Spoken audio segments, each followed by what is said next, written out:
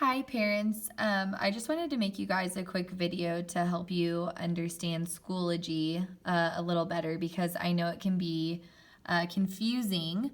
So if you go on the homepage of Schoology and click courses at the top, you will see all of your students, sorry this is so hard to focus, you will see all of your students classes. So mine says language arts because I teach language arts all day and I have multiple sections.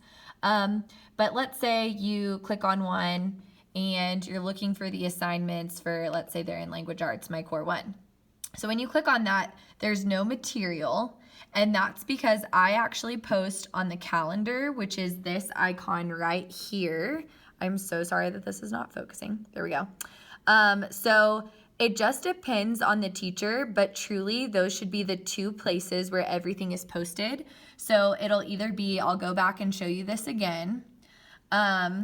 When you're on the page that has all the courses, you'll click on the course, and then if nothing is posted on this page right here, just click on this calendar, and you should be able to see all of your students' assignments. So I go in here and I post every day exactly what we're doing.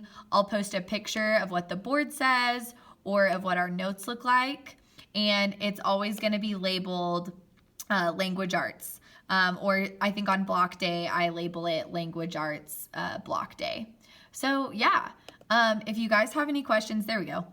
Don't hesitate to call us. If your student missed a day of notes or just missed a day in general, they can always go on Schoology and it'll have exactly what we've done for the day with pictures, and everything should be labeled for you guys. I know that there are a lot of places we've told you to look. Schoology is the #1 place where I personally post.